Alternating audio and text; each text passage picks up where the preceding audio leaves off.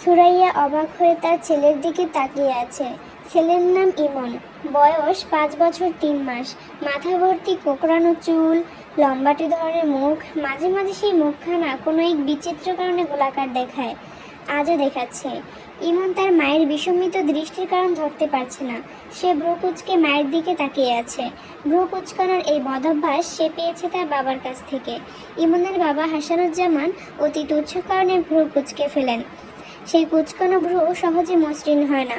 সুরাইয়া বলল, ইমন, একটা কাজ করো, আমার শোবার ঘরে যাও, ড্রেসিং টেবিলের আয়নাটার সামনে দাঁড়াও, দাঁড়িয়ে সুন্দর করে হেসে আবার আমার কাছে চলে এসো। ইমন বলল, কেন? আমি যেতে বলছি এই জন্য যাবে, সব কিছুতে কেন কেন করবে না।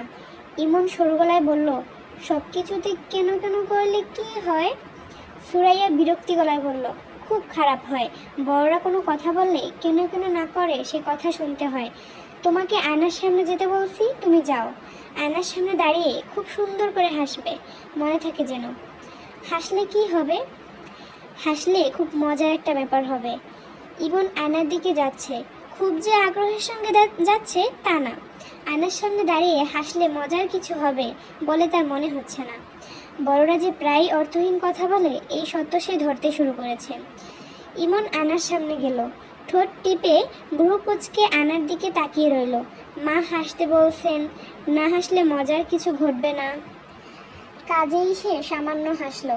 এ তো সামান্য যে ঠোঁট পর্যন্ত ফাঁক হলো না, মজার কিছু ঘটলো না। ঘটবে তা সে জানতো, ঘটবে না। বড়রা ছোটদের তো ভুলভালের জন্য মিথ্যা কথাও বলে। ইমন আয়নার সামনে থেকে সরে গেল, রওনা হলো তার দাদির ঘরের দিকে। মিথ্যা কথা বলায় মায়ের কাছে তার এখন আর যেতে ইচ্ছে করছে না। সে ঠিক করলো মায়ের সামনে দিয়ে সে দাদির ঘরে যাবে, তবে মায়ের দিকে ফিরে তাকাবে না। শুধু শুধু আয়নার সামনে দাঁড় করানোর মার উপর তার রাগ লাগছে। সুরাইয়া মিথ্যা কথা বলেনি। ইমন যদি সত্যি আয়নার সামনে দাঁড়িয়ে হাসতো, তাহলে সত্যি মজার একটা ব্যাপার ঘটতো। ইমন দেখতে পেত তার সামনের পাটির একটা দাঁত পড়ে গেছে। সামান্য একটা দাঁত পড়ে যাবার জন্য তার চেহারা গেছে পাল্টে, তাকে চেনাই যাচ্ছে না। সুরাইয়া আগ্রহ নিয়ে বারান্দায় অপেক্ষা করছে। এই বুঝি তার ছেলে বিকট চিৎকার শোনা যাবে, মা, আমার দাঁত পড়ে গেছে, মা, আমার দাঁত পড়ে গেছে। সেরকম কিছুই হলো না। ছেলেকে গম্ভীর ভঙ্গিতে বারান্দা আসতে দেখা গেল। মার সামনে দিয়ে সে যাচ্ছে, অথচ সে তার দিকে ফিরেও তাকাচ্ছে না। সুরাইয়া ডাকলো, এই বেটা, এই। ইমনের মায়ের ডাক সম্পূর্ণ অনাগ্রহ করে ঢুকে গেল দাদির ঘরে। সুরাইয়ার মনটা খারাপ হয়ে গেল। এই ছেলে কি পুরোপুরি তার বাবার মতো হয়ে যাচ্ছে? রোবট মানব। কোনো কিছুতে কোনো আগ্রহ নেই, কৌতূহল নেই, বিস্মিত হবার ক্ষমতা নেই। প্রথম দাঁত পড়া যে কোনো শিশুর জন্য বিরাট রোমাঞ্চকর অভিজ্ঞতা, অথচ এই ইমন কেমন নির্বিকার। দাদির ঘরে ঢোকার আগে ইমন তার ছোট চাচার ঘরের সামনে দাঁড়ালো। ছোট চাচাকে তার বেশ ভালো লাগে। ছোট চাচা বড় মানুষ হয়েও বড়দের মতো না। ছোট চাচার ঘরের দরজা খোলা। তিনি ইমনকে দেখে ডাকলেন, এই যে মিস্টার স্ট্রংম্যান, শুনে যা। ইমনের তখন আর ঘরে ঢুকতে ইচ্ছে করলো না। সে রওনা হলো দাদির ঘরের দিকে। ইমনের ছোট চাচা ফিরোজ ঘর থেকে বের হলো। সুরাইয়ার কাছে গিয়ে হাই তুলতে তুলতে বলল, ভাবি, একটু চা খাওয়াও তো। ফিরোজের বেশ কদিন ধরে জ্বর চলতেছে, তার চোখ লাল বেশ করেছে। না বলে খোঁচা খোঁচা দাড়িতে তাকে ভয়ঙ্কর লাগছে। অসুখ বিসুখ তাকে খুব কাবু করে। এই কয়েকদিনের জ্বরে সে শুকিয়ে চিমটা হয়ে গেছে। সুরাইয়া বলল, তোমার জ্বরের অবস্থা কি? জ্বরের অবস্থা জানি না ভাবি, আমার জলবসন্ত হয়েছে বলে মনে হচ্ছে। শরীরে গোটা গোটা কি যেন উঠেছে। বলো কি, চিকেন পক্স হয়েছে? ফিরোজ হাসি মুখে বলল, হয়েছে, এবং আমি অত্যন্ত গুরুত্বপূর্ণ একটা সিদ্ধান্ত নিয়েছি। সেটাও জলবসন্তের মতোই ভয়াবহ। আমি এমএ পরীক্ষা দিয়েছি না ভাবি। ড্রপ দিচ্ছ?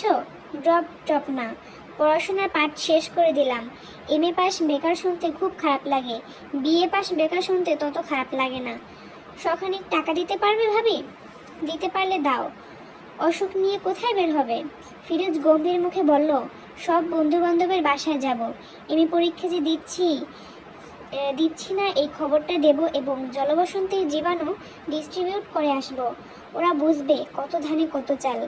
ভাবে শোনো, চা যে আনবে শুধু liquor, no mix, no sugar. আচ্ছা থাক, চা লাগবে না। লাগবে না কেন? চা খাবার ভেবেই কেমন জানি বমি বমি লাগছে। চায়ের বদলে টাকা দাও। 100 না পারলে 50, 50 না পারলে 20। সুরাইয়া শান্ত গলায় বলল, টাকা আমি দিচ্ছি, তুমি আমার কথা শোনো, কোথাও বের হইও না, শুয়ে রেস্ট নাও। কয়েকদিন আগে জন্ডিস থেকে উঠেছ। ফিরোজ শোবার ঘরে দিকে গেল। বিছানায় শুয়ে থাকার আর গেল না, কাপড় বদলানোর জন্য গেল। 4 দিন ধরে ঘরে থেকে তার দম বন্ধ হয়ে আসছে। নিঃশ্বাস ফেলার জন্য তাকে বাইরে যেতেই হবে। জলবসন্তের জীবাণু ডিস্ট্রিবিউটের ব্যাপারেও সে রসিকতা করছে না। সে আসলে ঠিক করে রেখেছে সব বন্ধু বান্ধবের সঙ্গে দেখা করবে, যতদূর সম্ভব ঘষাঘষি করে আসবে। আকলিমা বেগমের ঘর থেকে তার এবং ইমনের হাসির শব্দ আসছে। ইমন হাসতে হাসতে প্রায় ভেঙে পড়ে যাচ্ছে, হেঁচকির মতো উঠছে। সুরাইয়া ভুরু কুঁচকে ফেলল। তার কোনো কথা হয়তো ছেলে এমন করে হাসে না। শাশুড়ি ঘরে এমন কি ঘটলো যে হাসতে হাসতে ছেলের হেঁচকি উঠে গেল? বাচ্চারা বাচ্চাদের সঙ্গ পছন্দ করবে, 70 বছরের একজন বৃদ্ধার সঙ্গ তার এত পছন্দ হবে কেন? সুরাইয়ের সবচেয়ে যেখানে আপত্তি তা হচ্ছে ছেলে তার দাদির সঙ্গে থেকে থেকে গ্রাম্য কথা শিখে যাচ্ছে। আকলিমা বেগম বিশুদ্ধ নেত্রকোনার ভাষায় কথা বলেন। বিছুন আইনা বাদ দাও, অর্থাৎ পাখা এনে বাতাস করো, জাতীয় অদ্ভুত ভাষা। শিশুরা অদ্ভুত ভাষাটাই সহজে গ্রহণ করে। ইমন এর মধ্যেই তার দাদির কাছ থেকে বিকট বিকট কিছু শব্দ শিখে ফেলছে। খুব স্বাভাবিকভাবে সে শব্দগুলো বলে, আর সুরাইয়া আতঙ্কে অস্থির হয়। এই তো কয়েকদিন আগে ইমন খুব স্বাভাবিকভাবে কথা বলতো। ব্যথা করছে। সুরাইয়া বলল, কোথায় ব্যথা করে? পেটে। ইমন বলল, না পেটে না, তাহলে কোথায়? ইমন বুড়ো কুচকে বলল, পুন্দে ব্যথা। সুরাইয়া হতভম্ব। পুন্দে ব্যথা মানে? এটা কোন ধরনের ভাষা? সুরাইয়া প্রায় কেঁদে ফেলার উপক্রম করলো। এই ছেলে কি সব ভাষা শিখতেছে? ইমন সরু চোখ করে মার দিকে তাকিয়ে আছে। আর কোথাও কোনো ব্যথা নেই। সে একটা নতুন শব্দ শিখেছে। মার উপর সে এই শব্দের প্রভাব লক্ষ্য করেছে, বুঝতে পারছে প্রভাব ভয়াবহ। কাজেই এই শব্দ তাকে আরও ব্যবহার করতে হবে। সুরাইয়া শাশুড়ির এইসব নিয়ে কিছু বলতে পারছে না। তিনি যদি স্থায়ীভাবে তাদের সঙ্গে থাকতেন তাহলে সুরাইয়া অবশ্যই বলতো। তিনি প্রতি বছর মাসখানিকের জন্য ছেলের কাছে থাকতে আসেন। সম্মানিত একজন অতিথিকে নিশ্চয়ই মুখের উপর কথা বলা যায় না। আপনি আমার ছেলেকে আজে বাজে কথা ভাষা শেখাবেন না। তিনি যখন পান খেয়ে মেঝেতে পিক ফেলেন তখন তাকে বলা যাবে না, মা আপনি পানের পিক মেঝেতে না ফেলে বেসিনে ফেলবেন।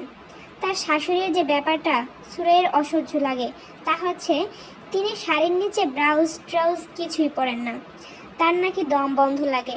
সুরাইয়া লক্ষ্য করেছে ইমন কৌতূহলী চোখে তার দাদুর আদর গায়ের দিকে তাকিয়ে থাকে। এই বয়সে বাচ্চাদের কৌতূহল থাকে তীব্র। ইমন যে তার দাদুর ঘরে যাবার জন্য এত ব্যস্ত, এটাও একটা কারণ হতে পারে। এখন বাজে 11টা। ফিরোজ জ্বর নিলেই বের হয়ে গেছে। মনে হচ্ছে সে তার এমএ পরীক্ষা সত্যি দেবে না। ফিরোজের এই একটা ব্যাপার আছে, হাসি তামাশা করেও যা বলে তাই। সুরাইয়া গম্ভীর মুখে বারান্দায় দাঁড়িয়ে আছে।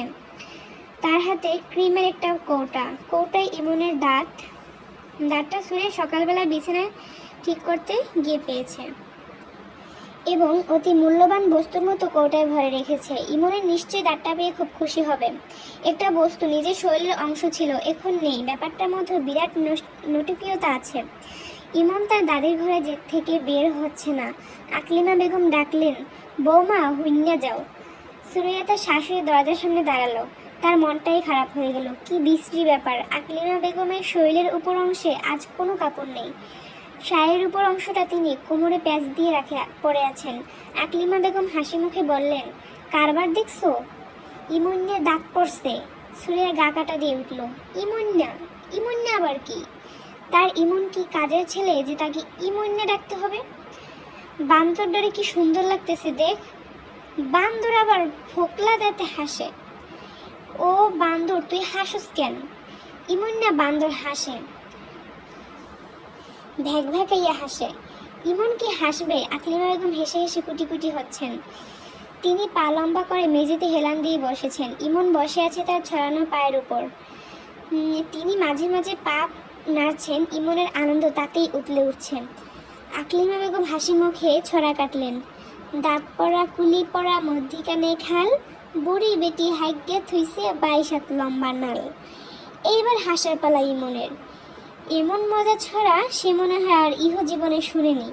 সুরাইয়া কঠিন গলায় বলল, ইমন আসো তো। আকলিমা বেগম বললেন, থাক না, খেলতাছে খেলুক, তুমি তোমার কাম করো। ওই মুন্নে দাঁতের ফাঁক দিয়ে কি সেপ ফেল দেখি। ইমন দাঁতের ফাঁক দিয়ে পিস করে থুতু ফেললো। সেই থুতু পড়লো তার দাদির গায়ে। তিনি হেসে কুটি কুটি হচ্ছেন, তার নাতিও হেসে ভেঙে পড়ছে। আনন্দের আজ যেন বান বয়ে রেখেছে। সুরাইয়া তাকালো ছেলের দিকে। ছেলে চোখ বড় বড় করে তার মাকে দেখছে। সুরাইয়ার বুকে ভেতর হঠাৎ মোচড় দিয়ে উঠল। আহারে, ছেলেটা কি সুন্দর লাগছে, সত্যি সত্যি কাঁচা হলুদ গায়ের রং। সুরাইয়া এত ফর্সা না, তার বাবাও না। ছেলে এমন গায়ের রং পেল কোথায়? দাঁত পড়া ছেলের চেহারা আজ আরো সুন্দর হয়ে গেছে। দাঁত পড়া ছেলেটার অদ্ভুত মুখখানা ক্রমাগত চুমু খেতে ইচ্ছে করছে। শাশুড়ির পায়ের উপর থেকে ছেলেটাকে জোর করে ধরে নিয়ে এলেন। কেমন হয়? খুব ভালো হয়, কিন্তু সম্ভব না। সুরাইয়া চলে এলো। তার ইচ্ছা করছে ইমনের বাবার অফিসে একটা টেলিফোন করতে। টেলিফোন করাও সমস্যা, তাদের টেলিফোন নেই। বাড়িওয়ালার বাসা থেকে টেলিফোন করতে হয়। বাড়িওয়ালা বাসায় থাকলে কিছু বলেন না, কিন্তু তিনি বাসায় না থাকলে তার স্ত্রী খুব বকাভাবে কথা শুনিয়ে দেন। তাছাড়া কারণে অকারণে টেলিফোন করা ইমনের বাবা পছন্দ করে না। হাসানুজ্জামান অনেক বলেছে, এক্সট্রিম ইমার্জেন্সি ছাড়া টেলিফোন করবে না। আমার টেবিলে টেলিফোন থাকে না, বড় সাহেবের টেবিলে টেলিফোন। ওনার সামনে এসে কথা বলতে হয়, উনি মুখের দিকে তাকিয়ে থাকেন, খুব অস্বস্তি লাগে। টেলিফোনে ইমনের বাবার সঙ্গে কথা বলতে সুরাইয়ার খুব ভালো লাগে।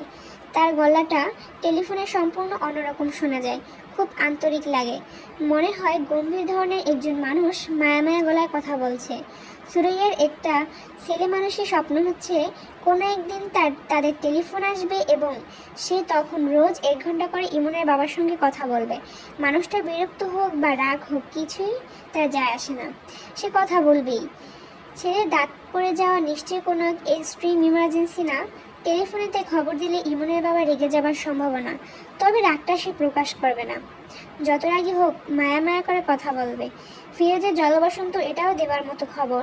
সে এমএ পরীক্ষা দেবে না, এটাও বলা যেতে পারে। অনেক কিছুই তো আছে বলার মতো। অবিশ্বাস্য আরেকটা অন্তত গুরুত্বপূর্ণ খবর আছে, সেই খবরটা টেলিফোনে দেওয়া যাবে না। সব খবর কি আর টেলিফোনে দেওয়া যায়? সুরাইয়া টেলিফোনের করা ঠিক করলো। ভাবি এবং রাগী গলায় এই ভদ্রলোক টেলিফোন ধরলেন। কাকে চাই? এমনভাবে বললেন যেন কাউকে চাওয়াটা শাস্তিযোগ্য অপরাধ। সুরাইয়া হচকচিয়ে গিয়ে বোকার মতো বলল, দয়া করে ইমনের বাবাকে দিন। ইমনের বাবার নামটা জানতে পারি? সুরাইয়া লজ্জিত গলায় বলল। ভদ্রলোক বললেন, আপনি ধরে থাকুন, লাইন ট্রান্সফার করে দিচ্ছি। তার প্রায় সঙ্গে সঙ্গে ইমনের বাবা মায়া মায়া গলায় কথা বলল, কে সুরাইয়া, কেমন আছো? সুরাইয়া এত ভালো লাগলো যে চোখের পানি প্রায় পানির চোখে এসে গেল। সে বোকার মতো বলে বসলো, এখনো আসছে না কেন? অফিস ছুটি হোক, তারপর আসবো। শোনো, ইমনের দাঁত পড়ে গেছে, উপরে পাটির দাঁত, তাকে যে কি অদ্ভুত দেখাচ্ছে। তার কি দাঁত পড়ার মতো বয়স হয়েছে? 6 বছরে দাঁত পড়ে, ওর 5 বছর 3 মাস। ও আচ্ছা, তোমার ভাইয়ের গায়ে গোটা গোটা কি যেন উঠেছে, ওর ধারণা জলবসন্ত, সে জলবসন্ত নিয়েই বাইরে গেছে। ও আচ্ছা, আমাকে বলছিল সে এমএ পরীক্ষা দেবে না। নিশ্চয়ই ঠাট্টা করেছে। আমার কাছে ঠাট্টা বলে মনে হয়নি। আচ্ছা শোনো, এই যে হঠাৎ টেলিফোন করলাম, রাগ করনি তো? না, রাগ করবো কেন? টেলিফোন করাটা তো কোনো ক্রাইম না। তোমার বড় সাহেব, উনি কি তোমার দিকে তাকিয়ে আছেন? উনি তাকিয়ে থাকবেন কেন? টেলিফোন তো আমার টেবিলে, আমাকে টেলিফোন দিয়েছে। বলো কি, কবে দিয়েছে? গত সপ্তাহে। ডিরেক্ট লাইন না, পিবিএক্স লাইন। গত সপ্তাহে টেলিফোন দিয়েছে, তুমি আমাকে বলোনি কেন? এটা কি বলার মতো কোনো ব্যাপার? অবশ্যই বলার মতো ব্যাপার। আশ্চর্য, তুমি এরকম কেন? আমাকে কিছুই বললা না। আচ্ছা শোনো, তুমি আমাকে ফোনের একটা কার্ড করিয়ে দেবে, আমি রোজ তোমাকে টেলিফোন করব। সুরাইয়া শুনলে ইমনের বাবা হাসছে। আজ কিন্তু অনেকক্ষণ তোমার সঙ্গে কথা বলবো, তোমার কাজ থাকুক আর নাই থাকুক। সুরাইয়া, আজ 4টার সময় আমাদের একটা মিটিং আছে। আমাকে সেই মিটিংয়ে এক ফাইল তৈরি করতে হবে 3টের মধ্যে, কাজেই তোমাকে টেলিফোন রাখতে হবে। সুরাইয়া দুঃখিত গলায় বলল, ও আচ্ছা, আমি এক কাজ করি, আজ সকাল সকাল চলে আসি, তারপর কোনো একটা স্টুডিওতে নিয়ে গিয়ে তোমার ইমনের ছবি তুলে রাখবো। বড় হয়ে দেখলে মজা পাবে। আচ্ছা সুরাইয়া রাখি। ইমনের বাবা টেলিফোন রেখে দিল। সুরাইয়া তারপরে বেশ কিছুক্ষণ সময় ধরে টেলিফোন কানে ধরে রাখলো। পো পো শব্দ হচ্ছে। শব্দটা শুনতে তেমন খারাপ লাগছে, আবার কাউকে কি টেলিফোন করা যায়? ছেলে দাঁত পড়েছে, এই খবরটা নিশ্চয়ই অন্যকে দেবার মতো। বড় ভাইজানকে কি খবরটা দেব? সে মনস্থির করতে পারছে না। তার বড় ভাই কি জামিলপুর রহমান শুকনা ধরনের মানুষ, নিজের ব্যবসা ছাড়া অন্য কিছুই বোঝেন না। তিনি কোনো কিছুতেই বিরক্তও হন না বা আনন্দিতও হন না। সুরাইয়া ভাইজানের দিকে টেলিফোন করলো। জামিলুর রহমান টেলিফোন ধরলেন এবং গম্ভীর গলায় হ্যালো বলার বদলে বললেন, কে? সুরাইয়া বলল, ভাইজান আমি সুরাইয়া। কী ব্যাপার? না কিছু না, এমনি খবর নেওয়ার জন্য টেলিফোন করলাম। আপনারা ভালো আছেন? হ্যাঁ। ভাবি ভাবি ভালো আছে? হ্যাঁ। ইমনের আজ একটা দাঁত পড়েছে। ও আচ্ছা। মিতুর কি দাঁত পড়েছে? মিতুর বয়স তো ইমনের কাছাকাছি। ইমন 2 মাসের ছোট। মিতুর দাঁত পড়েনি? যাই না তো। আপনার শরীর ভালো আছে ভাইজান? হজমের সে সমস্যা ছিল, সমস্যা মিটেছে? না আছে। সুরাইয়া এখন রাখি, আমাকে একটু পুরানো ঢাকায় যেতে হবে। তোরা একদিন চলে আসিস, জামাইকে নিয়ে আসিস, তোর শাশুড়িকেও নিয়ে আসিস। সুরাইয়া কিছু বলার আগেই টেলিফোন রেখে দিলেন। সুরাইয়া তারপরও টেলিফোন কানে দিয়ে রাখলো। পোপো শব্দ হচ্ছে, মন খারাপ করার শব্দ। তারপরেও আজ কেন জানি শব্দটা শুনতে ভালো লাগছে। মানুষের জীবনে এক একটা দিন এক এক রকম হয়ে আসে। কোন দিনে মন খারাপ হয়, ব্যাঘাত ঘটলেও মন খারাপ হয় না, বরং মন ভালো হয়ে যায়। আজ মনে হয় সে একরকম একটা দিল। ব্যাপারটা কি? রাত 11টা বাজে, ইমনের বাবা এখনো আসছে না। সুরাইয়া প্রাণপণ চেষ্টা করছে দুশ্চিন্তা না করতে। সেদিন সকাল সকাল বাড়ি ফেরার কথা থাকে, সেদিন দেরি হয় না এটা জানার কথা। তার কোনো বন্ধু হয়তো তাকে বাসায় নিয়ে যাচ্ছে, তার ছেলের জন্মদিন বা এই জাতীয় কিছু। রাতে না খাইয়ে ছাড়বে না। খাওয়া দাওয়া শেষ করে গল্প করতে দেরি হচ্ছে। সুরাইয়া বারান্দায় হাঁটাহাঁটি করছে। একবার ফিরোজের ঘরে উকি দিল, ফিরোজও ফিরেনি। তাকে নিয়ে দুশ্চিন্তা করার কিছু নেই, সে প্রায় রাত বিরেতে ফিরে বাড়িতে। একবার ফিরেছিল রাত 3টায়, কিন্তু ইমনের বাবা তো কখনোই তো দেরি করে না। সত্যিকারের কোনো বিপদ হয়নি তো? বড় শহরে এই বিপদগুলিও হয় বড় বড়, কোনো কারণ ছাড়াই হঠাৎ গন্ডগোল লেগে যায়। গাড়ির কাজ ভাঙা হতে থাকে, কটকটেল ফুটপাত থাকে। এক সময় পুলিশের গাড়ি আসে, বেশিরভাগ সময় পুলিশের গাড়ি থেকে নামে না। যদি নামে তাহলে নিরীহ মানুষ যারা সাথেও নেই তাদেরও প্যাচে নেই, তাদের দিয়ে কি হুঙ্কার দিয়ে ছুড়ে যায়, লাঠি পেটা করে, মাথা ফাটিয়ে দেয়। যেদিন কোথাও কোনো গন্ডগোল থাকে না সেদিন ফুটপাতে ট্রাক উঠে পড়ে। এই অদ্ভুত শহরে নিশ্চিত হয়ে ফুটপাত দিয়েও হাঁটার উপায় নেই। আজ কি শহরে কোনো গন্ডগোল হচ্ছে? পত্রিকা তো কিছু লেখেনি। পত্রিকাটা অবশ্য সুরাইয়ার ভালো মতো পড়া হয়নি। এখন বারান্দায় বসে পত্রিকাটা পড়া যায়, কিন্তু সময়টাও কাটবে। সুরাইয়া কেন জানি মনে হচ্ছে আজ রাত 12টা বাজার সঙ্গে সঙ্গে ইমনের বাবা আসবে। তার বাবা যা মনে হয় তাই হয়। সুরাইয়া পত্রিকা নিয়ে বসলো। রাত 12টা 5 পর্যন্ত সে পত্রিকা পড়লো, কেউ এলো না। সুরাইয়ার বমি বমি লাগছে। এই বমি বমি উদ্বেগজনিত বমি না, এর কারণ ভিন্ন। তার শরীরে আরও একজন মানুষ বাস করছে, সে তার অস্তিত্ব দিচ্ছে। মানুষটার কথা হাসানকে এখনো বলা হয়নি। আজ বলে ফেললে কেমন হয় শুধু তার শাশুড়ি জানেন। ছেলের বাড়িতে পা দেওয়ার কিছুক্ষণের মধ্যেই তিনি নিচু গলায় বললেন, ও বউ, তোমার কয় মাস? সুরাইয়া হতভম্ব। তার মাত্র 3 মাস চলছে। কারো কিছু বোঝারই কথা না, তিনি কি করে বুঝলেন? পুরনো দিনের মানুষগুলোর চোখ এত তীক্ষ্ণ। আকলিমা বেগম ঘুরিয়ে পড়েছেন। তিনি জেগে থাকলে সুরাইয়া তার উদ্বেগের খানিকটা তার সঙ্গে ভাগাভাগি করতে পারত। তাকে কি ডেকে তুলবে? না, আরো আধা ঘন্টা যাক, তাকে না জাগাই ভালো। তিনি জেগে গেলে ঝামেলা করবেন, কান্নাকাটিও শুরু করতে পারেন। এই বয়সের মানুষদের মাথা ঠিক থাকে না। আকলিমা বেগমের মাথায় একটু মনে হয় বেশি রকমের বেঠিক। তিনি রাতে ভাত খেয়ে ঘুমিয়ে পড়েন। রাত 1টা-1:30টার দিকে জেগে ওঠেন।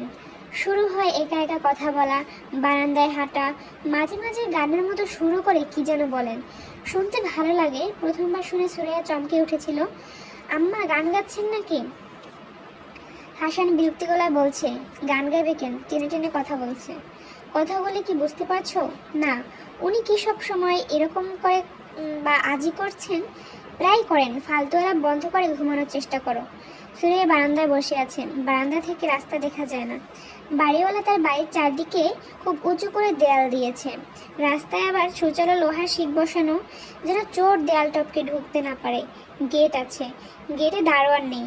সব ভাড়াটের কাছে একটা করে চাবি দেয়া। রাতে বিরেতে কেউ ফিরলে চাবি দিয়ে গেট খুলে ঢুকতে হয়। তিনতলা বাড়ির একতলায় দুজন ভাড়াটে থাকেন, তিনতলায়ও দুজন ভাড়াটে, দোতলায় সবটা নিয়ে থাকেন বাড়িওয়ালা। এদের কারোর সঙ্গে সুরাইয়ার কোনো যোগ নেই। যোগ থাকলে ভালো হতো। আজ এই বিপদের সময় এদের কাছে ছুটে যাওয়া যেত। বিপদে তারা কি করতো না করতো সেটা পরের কথা। সুরাইয়াদের পাশে ডান দিকে ফ্ল্যাটে থাকেন আব্দুল মজিদ সাহেব। বেটি খাটো মানুষ, গাট্টা গোট্টা চেহারা, মুখে সব সময় পান। সকালে যখন ব্রিফকেস হাতে বের হন তখন ভুর ভুর করে জর্দার গন্ধ পাওয়া যায়। সুরাইয়ার সঙ্গে দেখা হলে থমকে দাঁড়ান, অকারণে গলা খাকারি দেন। তার চোখের দৃষ্টি গা বেয়ে নামতে থাকে। ভয়ঙ্কর ব্যাপার। সুরাইয়ার কয়েকবারই ইচ্ছে করছে বলে, আপনি এভাবে তাকান কেন? এভাবে তাকাবেন না, আমি নিতান্তই ভদ্র মেয়ে বলে কিছু বলছি না। এতে কোনো একদিন কঠিন কোনো মেয়ের পাল্লায় পড়বেন, সে উটের কাঁটা দিয়ে আপনার চোখ গিলে দেবে। বিপদ যত বড়ই হোক আব্দুল মজিদের সাহেবের কাছে যাওয়া যাবে না। কোথায় কি টেলিফোন করা যায়? বাড়িওয়ালা সকাল সকাল ঘুমিয়ে পড়লেও তাদের ছোট মেয়েটা এবার এসএসসি পরীক্ষা দিচ্ছে। বলতে গেলে প্রায় সারা রাত জেগে পড়ে। দরজায় ধাক্কা দিলেই সে দরজা খুলে দেবে। কোথায় টেলিফোন করবে? ভাইজানের তো বাড়ি, কি করবে তাহলে? ভাইজান 10টার ভেতর ঘুমিয়ে পড়েন। একবার ঘুমিয়ে পড়লে তাকে জাগানো নিষেধ। ভয়ঙ্কর বিপদ এই কথা বলে তাকে হয়তো ডেকে দেবে তিনি। সব শুনে হাই তুলতে তুলতে বলবেন, এত রাতে কোথাও খোঁজ করবি, সকাল হোক। তাছাড়া পুরুষ মানুষ এরা এক রাত 2 রাত বাহির থাকেই। অফিস কি কেউ রাত 1টা পর্যন্ত খোলা রাখে? হাসপাতালে অ্যাক্সিডেন্ট করে কেউ হাসপাতালে ভর্তি হয়েছে কিনা জানতে চাওয়া। নাম হাসানুজ্জামান, বয়স 35-32 এরকম। পরনে চেক ফুল শার্ট, খয়েরি প্যান্ট, গায়ে স্যান্ডেল, চোখ কালো, ফ্রেমের চশমা। গায়ের রং ফর্সা, দেখতে সুন্দর, হালকা পাতলা। টেলিফোনে তার গলায় স্বর খুব মিষ্টি। ফেরা চমকে উঠল। সিসি, এইসব সে কি ভাবছে? হাসপাতালের কথা মনে আসছে কেন? মানুষটা হাসপাতালে কেন যাবে? কুচিন্তা মনে আসা ঠিক না। সে চিন্তা মনে আসা তাই হয়। ভালো কোনো চিন্তা আনতে হবে, সুন্দর কোনো চিন্তা। বৌমা, বারিন্দায় বসে আছো কেন? সুরাইয়া উঠে দাঁড়ালো। আকলিমা বেগমের মুখ ভেঙেছে। তিনি বারান্দায় চলে এসেছেন। বাকি রাতটা বারান্দায় হাঁটাহাঁটি করবেন এবং গান গেয়ে কাটাবেন। সুরাইয়া বলল, আম্মা, ও এখনো ফেরেনি। রাত কত হয়েছে? 2টা বাজে 5 মিনিট বাকি আছে। রাত তো মেলা হয়েছে। জি। তুমি ভাত খাইছো? জি না। যাও, তুমি গিয়া ভাত খাও। চিন্তার কিছু নাই। পুরুষ মানুষ 2-1 রাত দেরি করেই। এইটা নিয়ে চিন্তার কিছু নাই। বন্ধু বান্ধবের বাড়িতে গেছে, তাস খেলতেছে। ও তাস খেলে না মা? খেলে না বইলেই যে কোনোদিন খেলবো না এমন কোনো কথা নাই। বিলাই আর পুরুষ মানুষ এই 2 জাতের কোনো বিশ্বাস নাই। 2টাই চুকানির জাত। যাও ভাত খাইতে যাও, আমি বসতেছি। যাও কইলাম। সুরাইয়া রান্নাঘরের দিকে রওনা হলো। রান্নাঘরে না যাওয়া পর্যন্ত তার শাশুড়ি এই একটা বিষয় নিয়েই কথা বলতে থাকবেন, ভাত খাও, ভাত খাও। গ্রামের মানুষদের কাছে ভাত খাওয়াটা অত্যন্ত গুরুত্বপূর্ণ ব্যাপার। ইমনকে রাতে খাওয়ানোর সময় সুরাইয়া প্রচণ্ড খিদে পেয়েছিল। খিদের যন্ত্রণা নারী পাক দিচ্ছিল। এখন একেবারেই খিদে নেই, বরং বমি বমি ভাব হচ্ছে। 1 গ্লাস লেবু শরবত বানানো যায়। ঘরে আর কিছু থাকুক বা না থাকুক, লেবু আছে। ইমনের বাবা লেবু ছাড়া ভাত খেতে পারে না, গরম ভাত ছাড়া খেতে পারে না। পাতে যখন ভাত দেওয়া হয় তখন সেই ভাতে ফ্যান মাখা থাকতে হবে। ফ্যান মাখা ভাত থেকে ধোঁয়া উঠতে হবে। এবং গরম ভাত মানুষ কপ কপ করে কিভাবে খায় কে জানে। সুরাইয়া চুলা ধরালো। রাতের বেলা হাসান যখন বলে ভাতবার খিদে লেগেছে, তখন এসে চুলা ধরিয়ে আধা পট চাল দিয়ে দেয়। হাসানের ভাত মুখ দিয়ে ধুয়ে টেবিলে খেতে আসতে আসতে চাল ফুটে যায়। আজকের অবস্থা ভিন্ন। ভাত রাঁধা থাকুক, কিছু একটা নিয়ে ব্যস্ত থাকা। ভাত রেঁধে তা তো কিছু সময় যাবে। আকলিমা বেগম মেঝেতে পা ছড়িয়ে বসেছেন। তিনি চেয়ারে বসতে পারেন না, খাটে বসতে পারেন না। রাতে ঘুমাবার সময় মেঝেতে চাদর বিছিয়ে ঘুমান। সুরাইয়া মেঝেতে মশারি খাটিয়ে দিতে চেয়েছে, তিনি রাজি হননি। মশারা নাকি তাকে কামড়ায় না। বুড়া মানুষের রক্তে কোনো টেস্ট নাই গো বৌমা। শৈল মশা বয় ঠিকই, কামড় দেয় না। আজ আকলিমা বেগম মশা কামড়াচ্ছে, তিনি এর মধ্যে কয়েকটা মশা মেরে ফেলছেন। মৃত মশাগুলি জড়ো করেছেন, যেন এরা মহামূল্যবান কোনো প্রাণী, এদের মৃতদেহগুলি প্রয়োজন আছে। আকলিমা বেগমের বউ কেউ ধরফর করেছে। এত রাত হয়ে গেল, ছেলে বাসায় ফিরছে না কেন? এই বয়সে সবচেয়ে খারাপটাই আগে মনে আসে। ভয়ঙ্কর কিছু ঘটেছে কি? আজকে রাতটা কি ভয়ঙ্কর কোনো রাত? তার 70 বছরের জীবনে অনেক ভয়ঙ্কর রাত এসেছে এবং চলেও গেছে। হাসানের বাবার মৃত্যুর কথাই ধরা যাক। কবুতরের থুপড়িতে হাত দিয়েছে, কবুতর ধরবে। নতুন আলু দিয়ে কবুতরের মাংস রান্না হবে। হাত টেনে নিল রাঙা বউ। ইঁদুরের কামড় দিচ্ছে। কবুতরের বাসাত ইঁদুর না, ইঁদুর না, সাপ, বিরাট এক সাপ তাদের চোখের সামনে কবুতরের খোপ থেকে বের হয়ে এলো। দুজনেই হতভম্ব। আকলিমা বেগম দিশে হারালেন না, সঙ্গে সঙ্গে পাটের কোষ্টা দিয়ে হাত বাঁধলেন। ওঝা আনতে লোক পাঠালেন। কালা গরুর দুধে হাত ডুবিয়ে রাখলেন। সাদা বর্ণের দুধ যদি কালচে হয়ে যায় তাহলে বুঝতে হবে জীবনে আশা নেই। দুধ কালচে হলো না। আকলিমা বেগম আশায় বুক বাঁধলেন। ওঝা এসে পড়ল দুপুরের মধ্যে। ঘণ্টাখানেক ঝাড়ফুঁকের পর বাঁধন খোলা হলো। মানুষটা শান্তির নিঃশ্বাস ফেলে ফেলে বলল, হাত জ্বললা যাইতেছিল, এখন ব্যথা কমছে। পানি খাবো বউ? পানি দাও। পানি আনা হলো। পানির গ্লাস হাতে নিয়ে মুখ দেবার আগেই লোকটা মারা গেল। এইসব কথা আকলিমা বেগম মনে করতে চান না, তবু মাঝে মধ্যেই মনে পড়ে। লোকটা পানি খেয়ে মরতে পারল না, ভরা গ্লাস হাতে নিয়ে ধরফর করে মরে গেল। এই দুঃখ কম কি? জগতের কোনো দুঃখই কম না। ছোট দুঃখ, বড় দুঃখ, সব দুঃখই সমান। আজ তার জন্য কি দুঃখ অপেক্ষা করছে কে জানে। মন শক্ত রাখতে হবে। বাচ্চা বউটার দিকে তাকিয়ে মন শক্ত করতে হবে। বাচ্চা মানুষ দুঃখ পেয়ে অভ্যাস নেই। বউটাকে ভুলিয়ে ভালিয়ে রাত পার করতে হবে। দিনের বেলা যে কোনো কষ্ট সহনীয় মনে হয়, রাতে ভিন্ন ব্যাপার। কিছু কিছু রাতকে এই জন্য বলে কাল রাত। কাল দিন বলে কিছু নাই, এটাও এক আশ্চর্য ব্যাপার। তিনি তার দীর্ঘ জীবনের অভিজ্ঞতা দেখেছেন, নরম মেয়েগুলি কঠিন বিপদ সামাল দিতে পারে, শক্ত মেয়েগুলি পারে না, চিত হয়ে পড়ে যায়। এই শক্তের একটা গেরাইন্নার নাম আছে, চিত শক্ত। আম্মা জানেন। আকলিমা বেগম চায়ের হাতে নিলেন। শহরে এলে তার চা খাবার রোকে ধরে। বউটা এই ভয়ঙ্কর সময় চা বানিয়েছে, এটা ভালো লক্ষণ।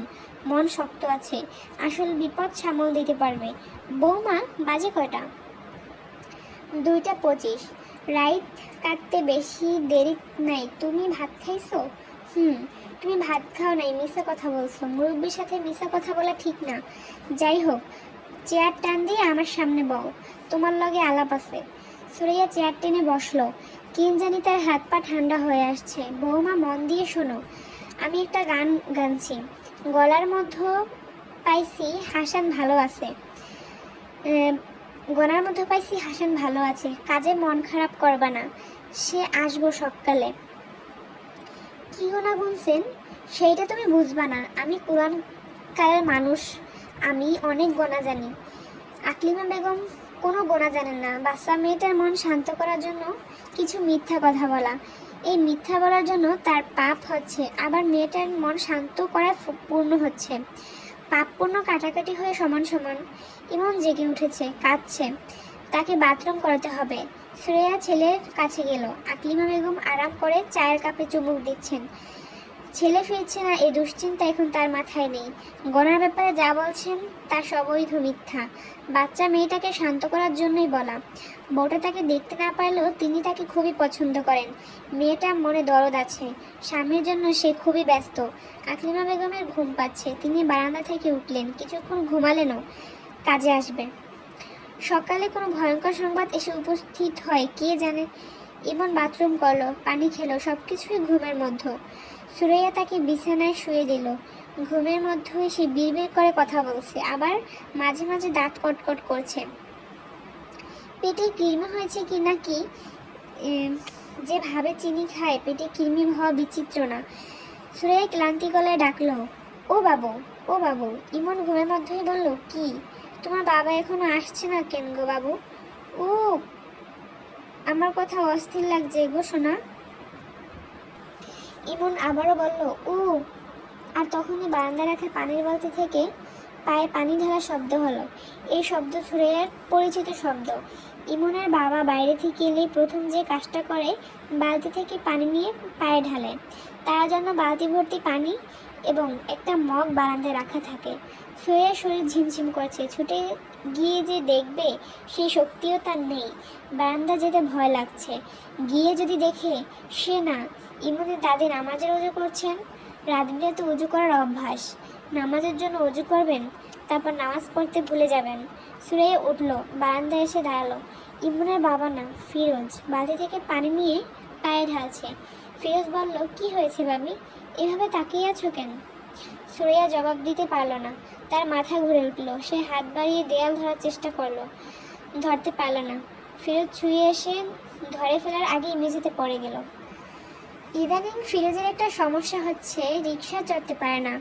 রিক্সা চড়লেই মনে হয় কাত হয়ে রিক্সা পড়ে যাবে, সে সিটকে পড়বে রিক্সা থেকে। তাকে রাস্তা থেকে টেনে তোলার আগেই পেছনে সমগ্র বাংলাদেশ 7 টান লেখা একটা ঘাতক ট্রাক তাকে চাপা দিয়ে চলে যাবে। মৃত্যুর আগ মুহূর্তে সে পটপট জাতীয় মুড়ি ভাজার মতো শব্দ শুনবে।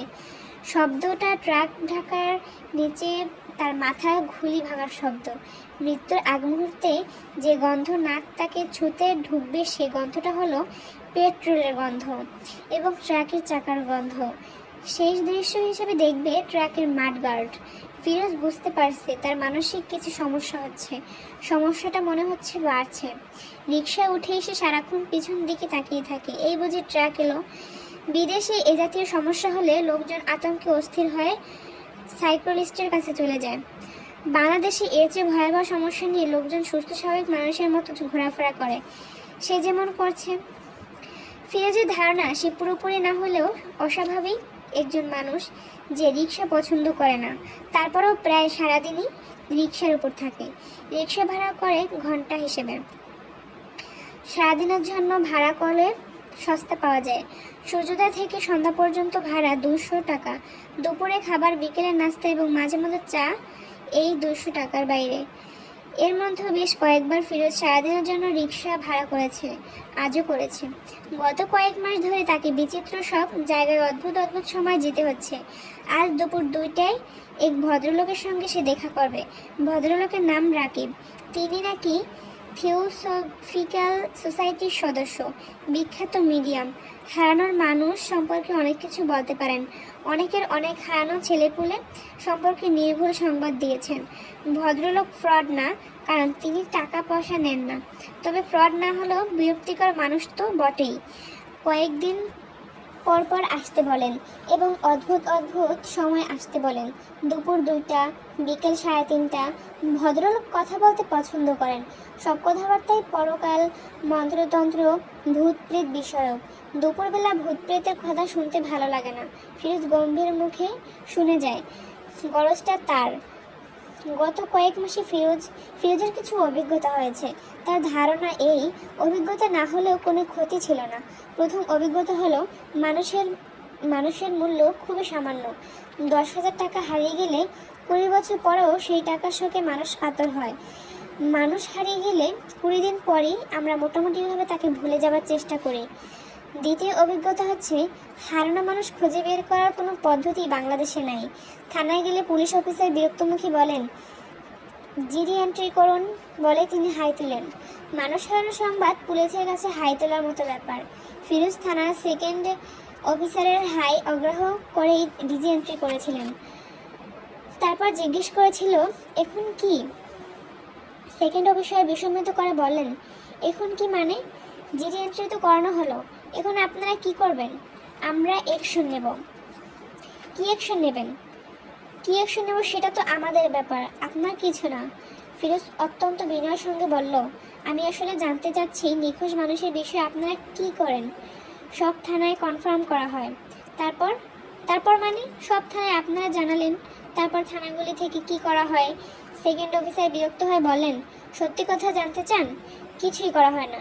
কিছুই করা হয় না? কি করা হবে? আপনার কি ধারণা থানার স্টাফ হারিকেন জ্বালিয়ে আপনার ভাইকে খুঁজতে বের হবে? খুন, ধর্ষণ, ডাকাতি দেখে এরা কুল পায় না মানুষ খুঁজে বেড়াবে কখন? তাহলে মানুষ নিখোঁজ হলে আপনারা থানার খবর দেই কেন? রেকর্ডের জন্য দেই। একটা রেকর্ড থাকলো থানার রেকর্ডের গুরুত্ব অনেক বেশি। এই রেকর্ড থেকে অনেক গুরুত্বপূর্ণ জিনিস বের হয়ে আসে। এমন এমন তো কত হতে পারে যে আপনি আপনার ভাইকে খুন করে ডেড বডি শুয়ে গুম করে থানায় এসে এন্ট্রি জিডি করলেন, ভাই মিসিং। হতে পারে না? জি না, হতে পারে না। আপনার কাছে হতে পারে না, কিন্তু অনেকের কাছে হতে পারে। আমার চাকরি বেশি দিন হয়নি, এর মধ্যেই এ ধরনের কেস গোটা 10 দেখেছি। বলেন কি?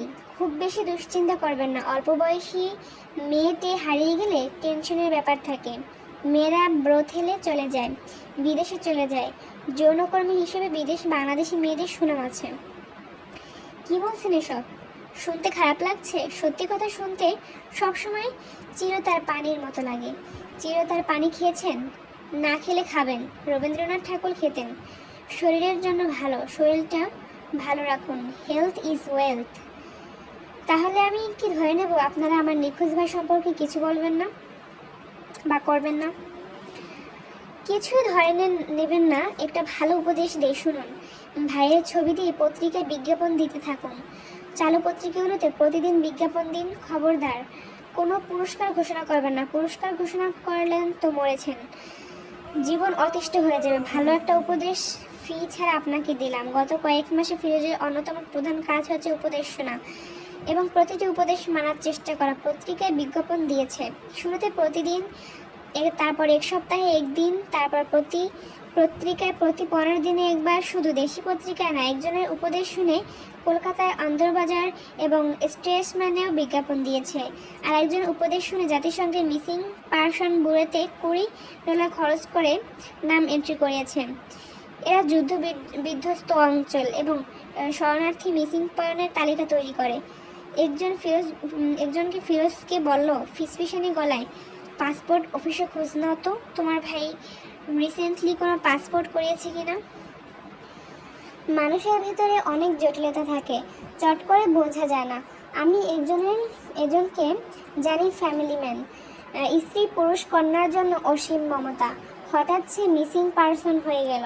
পাসপোর্ট অফিসে খোঁজ নিয়ে জানা গেল সে পাসপোর্ট করিয়েছে। সে পাসপোর্টের সূত্র ধরে জানা গেল সে চলে গেছে অস্ট্রেলিয়ায়। খুব পাকাপাকিভাবে গিয়েছে ইমিগ্রেশন নিয়ে। অন্য একটা মেয়েকে বউ হিসেবে নিয়ে গেছে। কাজেই আমার মতে পাসপোর্ট অফিসে খোঁজ নেওয়া খুবই জরুরি। অফিসিয়ালি এসব কাজে অনেক সময় লাগে। দালাল ধরলে 1 সপ্তাহের মধ্যে জানতে পারবে। 1000 খানিক টাকা খরচ করতে হবে। 1000 খানিক না, ফিরোজে 3000 টাকা খরচ হলো। 1000 টাকা বিনিময়ে জানা গেল হাসানুজ্জামানের নামে কোনো পাসপোর্ট ইস্যু হয়নি। একজন গভীর মুখে বলল, মেডিকেল কলেজগুলির ছাত্রছাত্রীদের জন্য ডেড বডি কেনা হয়, আপনি জানেন? সাধারণত কেনা হয় 42 লাশ। 42 লাশের একটা ভালো মার্কেট বাংলাদেশে আছে। ওইসব জায়গায় খোঁজ নিয়েছেন? খোঁজটা নিতে হবে গোপনে, ডোমদের মাধ্যমে। এইসব বিজনেস অনেক ঘুষ খাওয়ার ব্যাপার আছে। ঘুষ হাস ব্যাপার মানে ফিসি ব্যাপার। আমরা এক দূর সম্পর্কের রিলেটিভ, সম্পর্কের চাচা, তার বড় ছেলে হঠাৎ হারিয়ে গেল। ওদের টাকা পয়সার কোনো অভাব ছিল না, বিরাট ক্ষমতাবান। এরা প্রায় তোলপাড় করে ফেলল, যাকে বলে কমবিল অপারেশন। শেষে ছেলেটা ডেড বডি কোথায় পাওয়া গেল জানেন? কোথায়? মেডিকেল কলেজের ডিসেকশন রুমে। ছাত্রছাত্রীরা ডেড বডি কাটাকুটি করছে। লিভার এক জায়গায়, কিডনি আরেক জায়গায়, হার্ট আরেক জায়গায়, আরেক গামলায়। কাজেই খোঁজ খবর যখন করেছেন ভালো মতো করেন। Leave no stone unturned. Firoz কখন ক্লান্ত এবং বিরক্তিটা কার উপর সে জানে না। সম্ভবত তার ভাইয়ের উপর। মানুষটা হারিয়ে গেল সবচেয়ে বড় বিপদে তাকে ফেলে দিয়ে গেছে। দুপুর 2টা খিদে পেটে পৃথিবীর সবচেয়ে বোরিং মানুষটার সামনে তাকে হাসি মুখে বসে থেকে পরকাল, ইএসপি, ফ্রেশ ভয়েস, এস্ট্রেল প্রজেকশন সম্পর্কে গল্প শুনতে হচ্ছে। কোনো কোনো মানে হয় না। ফিরোজের এখন ইচ্ছে করছে নিজেই নিরুদ্দেশ হয়ে যেতে। এক সকালবেলা ঘুম থেকে উঠে চা খাবে, চায়ের সঙ্গে সিগারেট, তারপর ভালো একটা পায়জামা পাঞ্জাবি পরে হাসি মুখে ঘর থেকে বের হওয়া এবং আর ফিরে না আসা। রাকিব সাহেব বাসায় ছিলেন।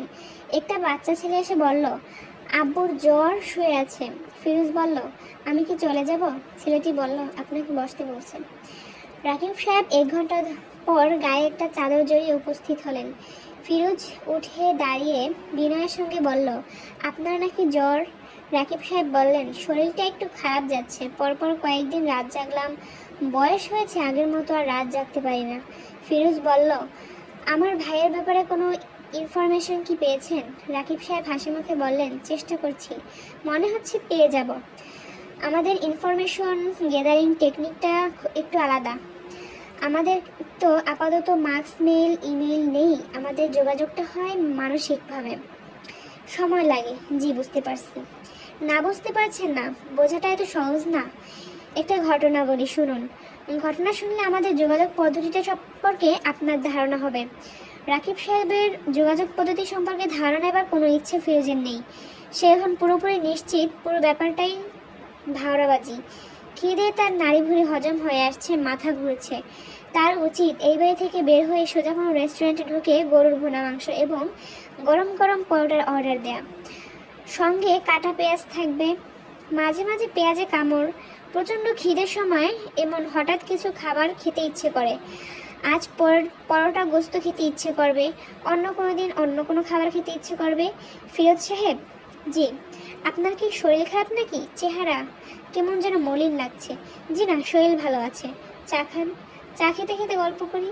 আপনার মনের শান্তির জন্য বলে রাখি, আপনার ভাই এ ব্যাপারে আপনি অনিতাকে বলেছিলেন? অনিতা আমাদের থিওরিটিক্যাল সোসাইটির সদস্য, অত্যন্ত পাওয়ারফুল মিডিয়াম। সে আমাকে জানিয়েছে 1 সপ্তাহের মধ্যে পজিটিভ কিছু বলতে পারবেন। আমি কি 1 সপ্তাহ পরে আসবো? আসুন, আগামী বুধবারে আসুন। রাত 10টার পর আসুন, অসুবিধা হবে না তো? জি না, ওই রাতে আমাদের একটা সিএনসও হবে। ইচ্ছে করলে অবজার্ভ হিসেবে থাকতে পারেন। সোসাইটির বাইরের কারোর থাকা অবিশ্বাস্য নিয়ম নেই, তবে আপনার ব্যাপারে আমি বলাটলার ব্যবস্থা করে রাখবো। জি আচ্ছা, এখন শুনুন আমার জীবনে একটা অদ্ভুত ঘটনা। 4 বছর আগের কথা, অক্টোবর মাস। তারিখটা হলো 9 তারিখ। সন্ধ্যাবেলা এক ভদ্রলোক এসে উপস্থিত হলেন। বছর 2 আগে তার একটা মেয়ে মারা গেছে। কিছুদিন হলো রোজ মেয়েটাকে স্বপ্ন দেখছেন। মৃত মেয়ের সঙ্গে যোগাযোগ করতে চান। আমরা কোনো ব্যবস্থা করে দিতে পারি কিনা। তিনি সঙ্গে সঙ্গে মেয়েটার ব্যবহারকারী জিনিসপত্র নিয়ে এসেছেন। মেয়ের ছবি এনেছেন, তার হাতে লেখা ডায়েরি এনেছেন। আমি বললাম, রেখে যান, দেখি কিছু করতে পারি কিনা। মৃত মানুষের আত্মাকে চক্রে আহ্বান করা সঠিক কঠিন কিছু না, তবে অল্প বয়সে মারা গেলে সমস্যা হয়। প্ল্যানচেটে বা চক্রে শিশুদের আহ্বান করার নিয়ম নেই, আহ্বান করলেও তারা আসে না। ফিরোজ জড়ানো গলায় বলল, ও। ঘুমে তার চোখ জুড়ে আসছে। মনে হচ্ছে যে এক মুহূর্তে সোফায় সে এলিয়ে পড়বে এবং তার নাক ডাকতে শুরু করবে। ভদ্রলোক একটা ভয়ঙ্কর গল্প ফেলেছেন। এর মধ্যে নাক ডাকানো ভয়াবহ ব্যাপার হবে। ঘুম কাটানোর কিছু পদ্ধতি সে ব্যবহার করছে, লাভ হচ্ছে না, উল্টো আরও ঘুম পাচ্ছে। সব পদ্ধতি কোনো না কোনো সময় ব্যাগ ফাটার মতো উল্টো দিকে চলা শুরু করে। তার বেলায় এখন তাই হচ্ছে। ভয়ঙ্কর কোনো ঘটনার কথা ভাবলে ঘুম কেটে যায়। সে ভাবছে বাসায় পৌঁছে দেখবে তার মা আকলিমা বেগম আঁকাবাঁকা অক্ষরে একটা চিঠি পাঠিয়েছেন। চিঠির প্রতিটি সংবাদই দুঃসংবাদ। বাবা ফিরোজ, তুমি যদি জমি বিক্রি করে টাকা পাঠাইতে বলিয়াছ, আমি যথাসাধ্য চেষ্টা করিতেছি। লোকজনের হাতে এখন টাকা নাই, জমি কিনিবার ব্যাপারে কাহাদের আগ্রহও নেই। তুমি মহা বিপদে পড়িয়াছ, ইহা আমি জানি, কিন্তু কি করিব, আমি নিরুপায়। ফিরোজ সাহেব, জি স্যার। আপনার জ্বরটা আসছে নাকি? চোখ লাল, বোধহয় জ্বর আসছে। আজ বরং উঠি, গল্পের শেষটা শুনে যান। শেষটা না শুনলে মনের উপর চাপ থাকে, এই চাপ মানসিক শান্তির জন্য ক্ষতিকর। তারপর কি হলো শুনুন। আমরা কয়েকটা সিয়েন্স করলাম এবং প্রতিবারই রিডিং পেলাম মেয়েটা জীবিত নয়, মৃত। আবার মৃত না জীবিত, এটাই সত্যি। বুঝতে পারছেন ব্যাপারটা? জি। আমার নিজের ধারণা হলো আমরা কিছু ভুল করছি। আত্মার অনেকগুলো সেট থাকে, নানান স্তরের তাদের বাস। পৃথিবীর কাছাকাছি যারা থাকে তাদের চিন্তাভাবনা দেহধারীদের মতো। ফিরোজ বাসায় পৌঁছলো জ্বর নিয়ে। তার ঝেপে জ্বর এসেছে। জ্বর আসার একটা সুবিধাও আছে, 15 গোশুতে ব্যাপারটা মাথায় রেখে চলে গেছে। এখন ইচ্ছা করছে মাথা কাঁথার ভেতর ঢুকে পড়তে। দরজা জানলা বন্ধ করে কাঁথার ভেতর ঢুকে কুণ্ডলি পাকিয়ে যাওয়া মোটামুটি মাতৃগম্ভের মতো একটা পরিবেশ তৈরি করে জন্মের আগে অবস্থান ফিরিয়ে যাওয়া। এই স্টেশনেও নিশ্চয়ই কোনো নাম আছে, থিওসফিস্ট রাকিব সাহেব বলতে পারবেন। দরজাটা খুলে দিল ইমন। সে দরজা খোলা শিখেছে, চেয়ারের উপর দাঁড়িয়ে সিট কিনে খুলতে পারে এবং এই কাজটা খুব আগ্রহের সঙ্গে করে। ফিরোজ বলল, কি খবর কিরে? ইমন বলেন, মা তোমাকে ডাকে। ফিরোজ বিরক্তি মুখে বলল, মা আমাকে ডাকবে? কিরে বেটা, আমি তো এইমাত্র ঢুকলাম, ভাবি তো জানাই না আমি এসেছি। ইমন আবারও বলল, মা তোমাকে ডাকে। ইমনের মতো রোবট টাইপ কিছু ব্যাপার আছে, মাথার ভিতর কিছু ঢুকে গেলে সেটা তাকে বলতেই থাকে। ফিরোজ বলল, যাচ্ছি, হাত মুখ দিয়ে তারপরই যাই। বুঝলি রে বেটা, শরীর ভালো না, থার্মোমিটার না দিলেও বুঝতে পারছি না 103 জ্বর। মা তোমাকে এখনই ডাকে। ফিরোজ সুরের ঘরে দরজার সামনে দাঁড়িয়ে হতভম্ব হয়ে গেল। খাটের বিছানার সাদা চাদর রক্তে মাখামাখি, চাদর থেকে গড়িয়ে মেঝেতেও ফোঁটা ফোঁটা রক্ত পড়ছে। সুরের মুখ ছাই বর্ণ, প্রচণ্ড ব্যথা সে নিজের মধ্য চেপে রাখছে। তা বোঝা যাচ্ছে শুধু তার কণ্ঠার হাতে ওঠানামা দেখে। ভাবি, কি হয়েছে? সুরে ফিসফিস করে বলল, বুঝতে পারছি না, বোধহয় এবারেকশন হয়ে যাচ্ছে। কি সর্বনাশের কথা! ভাবি, আমি এক্ষুনি অ্যাম্বুলেন্স নিয়ে আসছি, তুমি আর কিছুক্ষণ এইভাবে থাকো। সুরিয়া জবাব দিল না, ঘোলাটে চোখ তাকালো। সেই ঘোলাটে চোখের দিকে তাকিয়ে ফিরোজের মনে হলো অ্যাম্বুলেন্স আনতে গিয়ে সময় নষ্ট করা যাবে না। এত সময় হাতে নেই। তাকে যা করতে হবে তা হচ্ছে ভাবিকে পাজাকোলা করে নিয়ে এক্ষুনি রাস্তায় চলে যেতে হবে। কোনো একটা বেবি ট্যাক্সিতে উঠে বেবি ট্যাক্সিওয়ালাকে বলতে হবে, তাড়াতাড়ি মেডিকেল নিয়ে যাও, তাড়াতাড়ি। বেবি ট্যাক্সি ঝড়ের গতিতেই যাচ্ছে। ফিরোজ সুরে অচেতন শরীর কোলে নিয়ে বসে আছে। ফিরোজের পাশে ইমন। তার মুখ দেখে মনে হচ্ছে না সে খুব ভয় পাচ্ছে। সে অবিশ্বাস্য তার মায়ের মুখের দিকে তাকাচ্ছেও না। সে বেটি ট্যাক্সি সাইডের জানালার দিকে তাকিয়ে আছে। এই আয়নার বেবি ট্যাক্সিওয়ালা খুব মুখ দেখা যাচ্ছে। বেবি ট্যাক্সিওয়ালার মুখ দেখতে ভালো লাগছে, কেমন গোল মুখ, চোখ দুটিও মায়াবেলের মতো গোল। এর মধ্যে একবার সে শুধু তার ছোট চাচার দিকে তাকিয়েছে। ছোট চাচা খুব কাঁদছেন, শব্দ করে কাঁদছেন না, তবে চোখ দেখে টপ টপ করে পানি পড়ছে। ছোট চাচার কান্না দেখে তার মনে হচ্ছে মা মারা গেছেন। এখন থেকে সকালে তাকে স্কুলে নিয়ে যাবে ছোট চাচা? স্কুল থেকে ফেরত নেবার সময় ছোট চাচা সময় মতো আসবে তো? দেরি করে এলে তো মা তার খুব খারাপ লাগবে, কষ্ট হবে। সুরেয়াকে হাসপাতালে ভর্তি করা হলো সন্ধ্যা 6টায়। রাত 3টে ডাক্তাররা তাকে অপারেটিং রুমে নিয়ে গেল। তাদের দেখে মনে হচ্ছিল না, রোগী সম্পর্কে তার খুব আশাবাদী। কিছু একটা করতে হবে বলে অপারেটিং রুমে নিয়ে যাওয়া। এমন একটা বেঞ্চে একা বসেছিল। এত রাতে হয়েছে তারপরও সে জেগে আছে, ঘুম পাচ্ছে না। ছোট চাচা তাকে একটা কলা আর বনরুটি কিনে দিয়েছেন। সে কলা এবং বনরুটি হাতে বসে আছেন। ছোট চাচা খুব দৌড়দৌড়ির মধ্যে আছেন। একবার ডাক্তারের কাছে যাচ্ছেন, একবার ওষুধ কিনতে যাচ্ছেন, একবার যাচ্ছেন রক্তের জন্য। তবে কিছুক্ষণ পর পর এসে ইমনকেও দেখে যাচ্ছেন। ভোর 4টায় ছোট চাচা এসে ইমনকে বললেন, ইমন, তোর একটা বোন হয়েছে, তোর বোনটা ভালো আছে, তোর মাও ভালো আছে, আর কোনো চিন্তা নেই। ইমন বলল, বোনটার নাম কি? নাম এখনো রাখা হয়নি। নাম রাখা হয়নি কেন? ছোট চাচা সেই প্রশ্নের জবাব না দিয়ে ক্লান্ত গলায় বলেন, আমি আর দাঁড়িয়ে থাকতে পারছি না, বেঞ্চিতে লম্বা হয়ে ঘুমিয়ে পড়বো। তুই কলাটা এখন খাসনি কেন? না, খাবো না।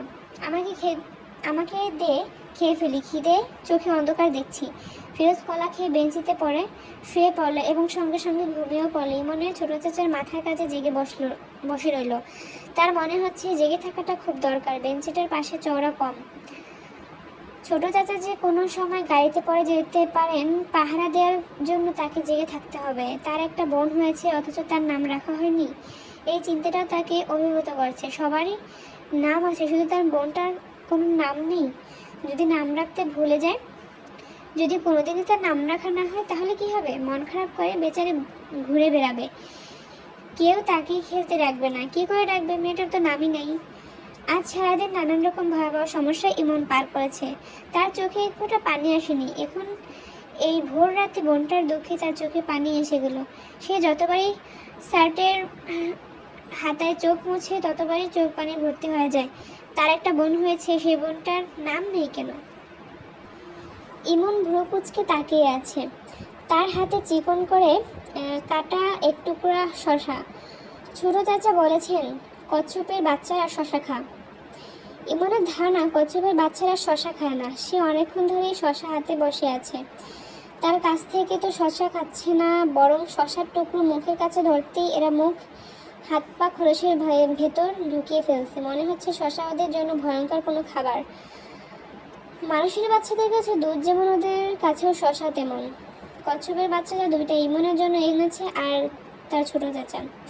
এরা বেশিরভাগ সময় থাকে বাথরুমে লাল প্লাস্টিকের বালতিতে।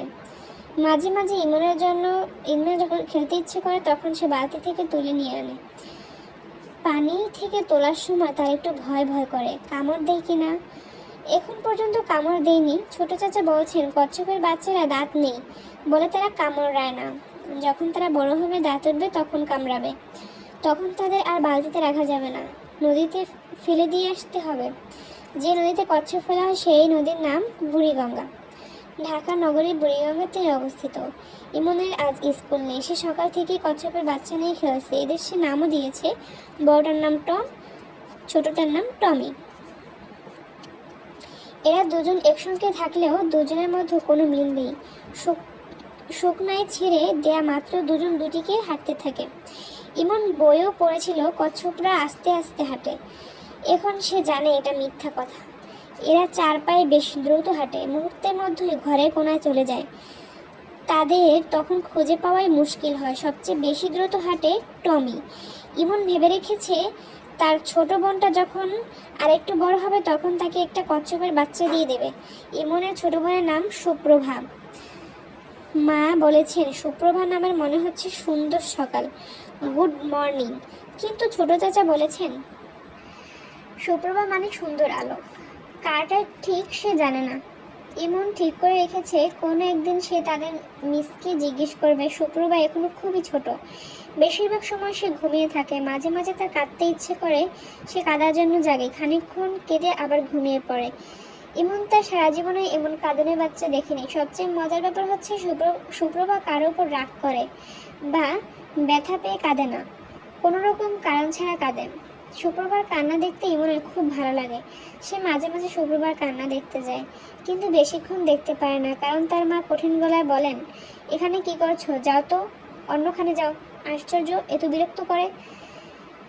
আগে ইমন কখনো তার মাকে ভয় পেত না, এখন ভয় পায়, কারণ মার মেজাজ সারাক্ষণ খারাপ থাকে। আগে মা তাকে পড়াতে বসতো, এখন বসায় না। সে যদি বই খাতা নিয়ে মার কাছে যায় তাহলে মা অনেক বিরক্ত করেছে, এখন যাও তো। অথচ সে কাউকে বিরক্ত করে না, এমনকি কচ্ছপগুলিকেও না। কোনো কচ্ছপ যদি দরজায় আলো লুকিয়ে থাকে সে লুকিয়ে থাকতে দেয়, সঙ্গে সঙ্গে বের করে আনে না। ওরা কচ্ছপ হলেও ওদের হয়তো লুকোচুরি খেলতে ইচ্ছে করে। সে কেন ওদের খেলা নষ্ট করবে? হোমওয়ার্ক করার জন্য সে এখন যায় ছোট চাচার কাছে। ছোট চাচা তাদের মোটামুটি আদরই করেন। তিনি তার নাম দিয়েছেন হার্ট নাট। হার্ট মানে হচ্ছে শক্ত, আর নাট হলো বাদাম। হার্ড নাট হলো শক্ত বাদাম। ছোট চাচা তাকে কেন শক্ত বাদাম বলে তা জানে না, কখনো জিজ্ঞেস করেনি। কোনো একদিন জিজ্ঞেস করবে। ছোট চাচা পড়াতে পড়াতে প্রায় বলে, কি রে হার্ট নাট, মন খারাপ? সে বলে না, কারণ তার মন খারাপ থাকে না, আবার মন ভালোও থাকে না। সুপ্রভার সঙ্গে সে যদি গল্প করতে পারতো তাহলে মন ভালো থাকতো, বা মার সঙ্গে গল্প করতে পারলেও মন ভালো থাকতো।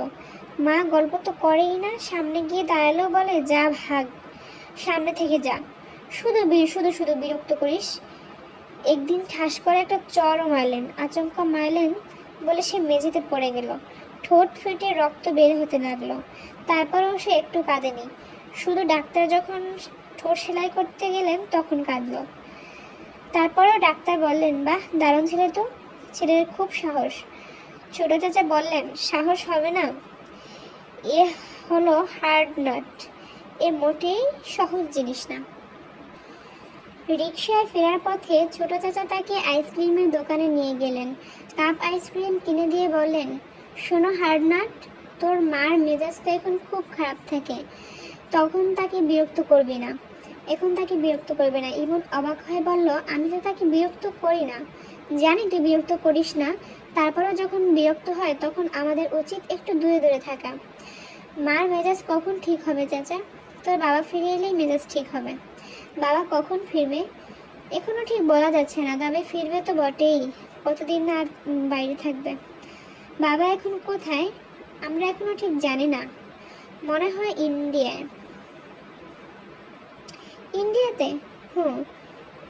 ইন্ডিয়ার মহাপ্রদেশে। সেখানে খুব জঙ্গল, তো আমার মনে হয় বনে জঙ্গলে ঘুরছে। বাসার কথা একদম মনে পড়বে তখন হুট করে চলে আসবে। ইমনের ধারণা ছোট চাচা ঠিক কথা বলছেন না। বাবা ইন্ডিয়ার মহাপ্রদেশে থাকলে ছোট চাচা গিয়ে বাবাকে নিয়ে আসতেন। বাবা অন্য কোথাও আছেন, খুব কাছেই কোথাও। ইমন যখন রিক্সা করে স্কুলে যায় তখন তিনি হয়তো আড়াল থেকে দেখেন। তাদের স্কুলে যখন টিফিনের ছুটি হয়, তারা মাঠে খেলতে থাকে, তখন তিনি দেখে যান। একদিন তিনি চলে আসবেন, এ ব্যাপারে ইমন নিশ্চিত। এত দেরি হচ্ছে কেন সে বুঝতে পারছে না। বেশি দেরি হলে কচ্ছপগুলি দেখতে পারবেন না। কচ্ছপগুলি বড় হয়ে যাবে, তাদের ফেলে দিয়ে আসতে হবে বুড়িগঙ্গায়। ওরা নদীর পানির সঙ্গে ভাসতে ভাসতে চলে যাবে সমুদ্রে, বঙ্গোপসাগরে, সেখানে থেকে ভারত মহাসাগর থেকে প্রশান্ত মহাসাগরে। ছোট চাচা তো তাই বললেন। বাবা সম্পর্কের লোকজন প্রায় তাকে জিজ্ঞেস করে। তাদের প্রশ্নের জবাব দিতে তার ভালো লাগে না। ভালো না লাগলেও সে সহজভাবেই জবাব দেয়, তাদের ক্লাসের মিস ফারজানা দেখতে খুব সুন্দর। একদিন টিফিন টাইমে তাকে ডেকে নিয়ে জিজ্ঞেস করলেন, ইমন, তোমার বাবা না কি তোমাদের ছেড়ে চলে গেছেন? ইমন বলল, উনি বেড়াতে গেছেন। বেড়াতে গেছেন? কোথায় বেড়াতে গেছেন? ইন্ডিয়াতে, মহাপ্রদেশে। মিস ফিক করে হেসে বলে ফেললেন, মহাপ্রদেশে? এত জায়গা থাকতে মহাপ্রদেশে কেন? মহাপ্রদেশে বড় বড় জঙ্গল। বাবা জঙ্গল দেখতে গেছেন। ও আচ্ছা, খুব ভালো কথা। উনি কি তোমার মার সঙ্গে রাগ করে চলে গেছেন? জি না, বাবা কারোর সঙ্গে রাগ করে না। তোমার মা, তিনি রাগ করেন? জি করেন। বাবা কারোর সঙ্গে রাগ করেন? বউয়ার সঙ্গে করেন, ছোট চাচার সঙ্গে করেন। মা রাগ তো, এই জন্য মার অনেক রাগ। রাগা মানুষের খুব রাগ থাকে। মানুষের রাগ থাকে, এটা কে বললো? রোগা মানুষদের রাগ থাকে, তোমাকে এটা কে বললো? ছোট চাচা বলেছেন। উনিও রোগা, এজন্য ওনারও খুব রাগ। আচ্ছা ঠিক আছে, তুমি যাও। ইমন মার রাগের জন্য খুব ভয়ে ভয়ে থাকে।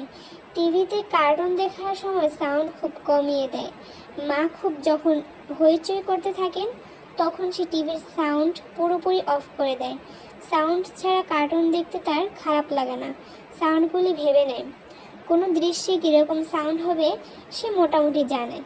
মা যখন অন্যদের ওপর রাগ করে তখন ইমনের তেমন খারাপ লাগে না, কিন্তু যখন শুক্রবারের উপর রাগ করে তখন খুব খারাপ লাগে, কাঁদতে ইচ্ছা করে। শুক্রবারের উপর মা প্রায় রাগ করেন। শুক্রবার কেঁদে গলা ফাটিয়ে ফেলছে, মা ফিরে তাকাচ্ছেন না। বুয়া এসে যদি বলে, আপু কাঁদতাছে, তখন মা তীব্র গলায় বলেন, কাঁদছে কাঁদুক, তুমি তোমার কাজ করো। কাজ ফেলে চলে এসেছো কেন? ছোট চাচা এক সময় উঠে এসে বলেন, ভাবি বাচ্চাটার কি হয়েছে?